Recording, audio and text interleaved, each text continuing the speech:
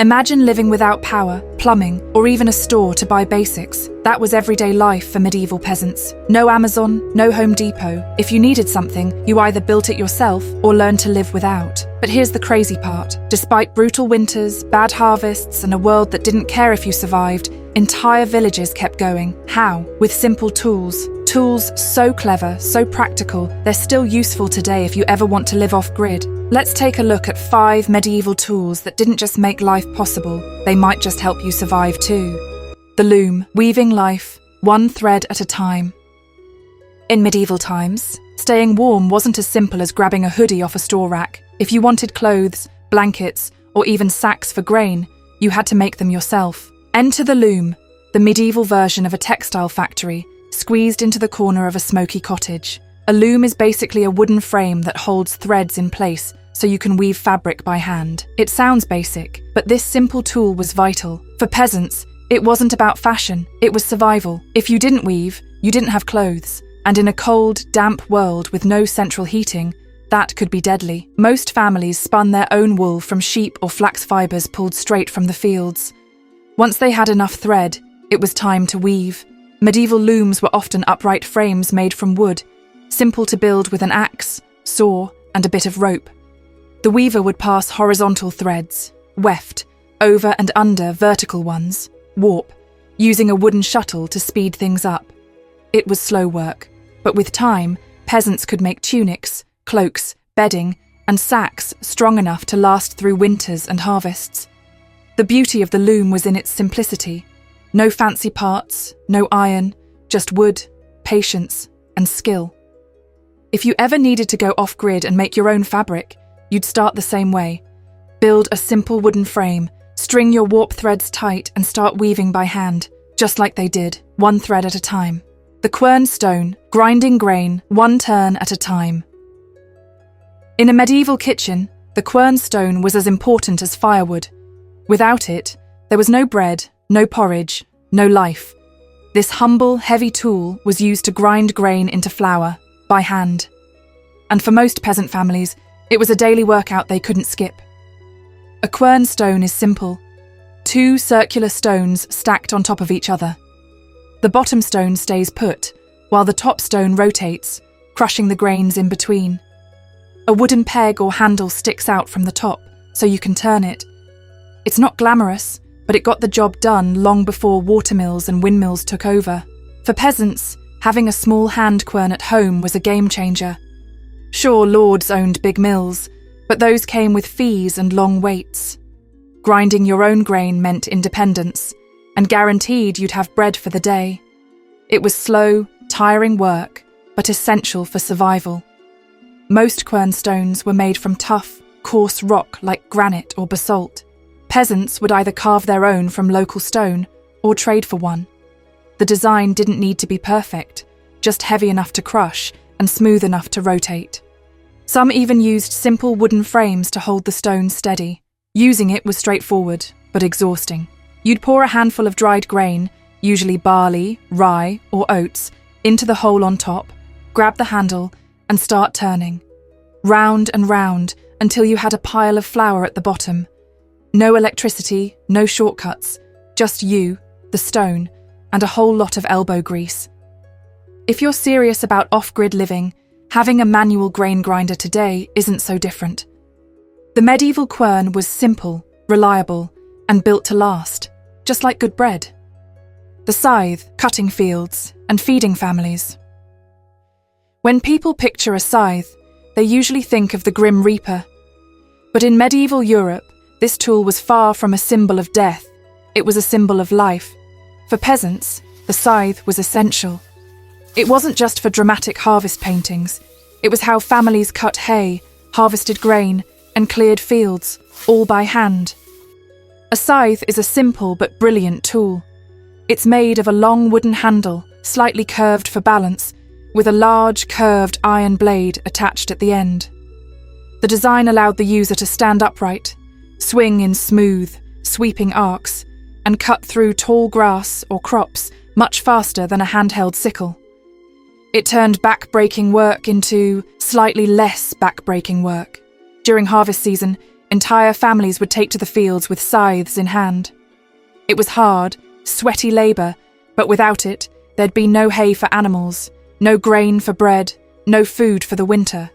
A skilled scythe user could clear a surprising amount of land in a day, keeping the village fed and the farm running. Making a scythe wasn't overly complicated. The handle, called a snath, was crafted from strong, lightweight wood. Ash or hickory was ideal. The blade was forged from iron, curved and sharpened to a fine edge. Blacksmiths usually handled blade making, but handles could be homemade with basic carpentry skills. Using it required rhythm. You'd stand with feet apart, grip the snath with both hands, and swing in wide, horizontal strokes, slicing plants clean at the base. After a few hours, you'd feel every muscle in your body, but you'd also see a neat row of cut grass behind you. Even today, for off-grid living, a good scythe beats noisy machines for small-scale mowing. Quiet, simple, effective. The medieval way still works. The drawknife, shaping wood, one pull at a time. In a world without power tools, medieval woodworkers had to get creative. Enter the drawknife, a simple, brutally effective tool that helped shape everything from tool handles to wagon parts. It wasn't flashy, but it was essential. If it was made of wood, chances are a drawknife had a hand in shaping it. A drawknife is basically a straight or slightly curved blade with handles at both ends. You grip it with both hands and pull it towards you, shaving off thin layers of wood with each stroke. The genius of the drawknife is in its control. Unlike an axe or saw, which are more about brute force, the drawknife let craftsmen fine-tune shapes, smooth edges, and quickly strip bark or rough surfaces. For medieval peasants, who often had to make or repair their own tools, furniture, and even their homes, the drawknife was a must-have. Shaping wooden beams for a house? Drawknife. Carving a new rake handle after the old one snapped? Drawknife. Making a simple wooden bowl or spoon? You guessed it. Making a drawknife wasn't too complicated but required some blacksmithing skill. The blade was forged from iron or steel, sharpened to a keen edge. Handles were made from sturdy wood like oak or ash, attached at both ends for a firm grip. Many peasants would trade with or hire a local blacksmith for the blade, but would craft their own wooden handles. To use it, you'd brace your workpiece, like a log or plank, on a shaving horse or between your feet. Then, with firm, controlled pulls, you'd shave off layers until you got the shape you needed. Simple, efficient, and surprisingly satisfying.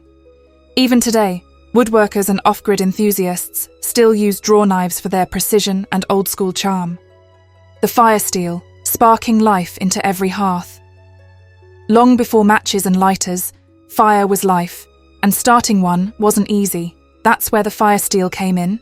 This small, unassuming piece of metal was the medieval answer to the age-old problem. How do you light a fire when everything's cold, damp, and miserable? Without it, you'd be rubbing sticks together and praying. With it, you had a fighting chance. A firesteel is just a hardened piece of high-carbon steel, often shaped into a simple oval, horseshoe, or even fancy decorative forms if you were lucky. The magic happened when you struck it against flint, a sharp, hard rock. The impact shaved off tiny fragments of steel, which ignited into sparks from the friction. Aim those sparks into a little bundle of dry tinder, usually straw, charcloth, or even fine wood shavings, and with some patient blowing, you'd have the beginnings of a fire. For peasants, this wasn't a backup plan, it was the daily routine. Every morning, someone had the job of lighting the hearth, often the children. No fire meant no breakfast, no hot water, no heat.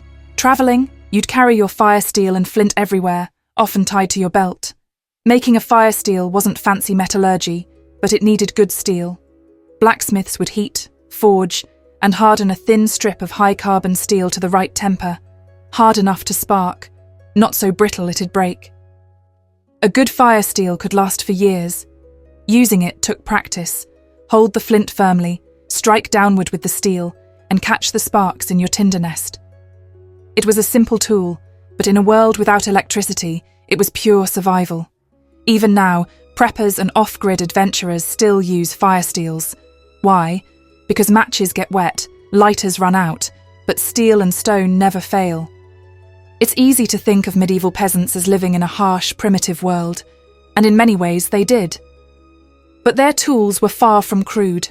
Simple, yes, but brilliantly effective. The loom, quern stone, scythe, drawknife and firesteel weren't high-tech, but they did exactly what was needed. They kept people alive. What's fascinating is that in today's world of smart gadgets and instant everything, these same tools still have a place. For off-grid living, homesteading, or just learning to be more self-reliant, the medieval way still works. It's slower, sure. It's harder, no doubt. But it's also sustainable, reliable, and deeply satisfying. Our ancestors didn't survive with convenience. They survived with skill, patience, and a few well-made tools. And honestly, that's a lesson worth remembering. Because whether you're living in a medieval village or just dreaming of escaping the grid, sometimes all you really need is a good piece of steel, some strong wood, and the know-how to use them.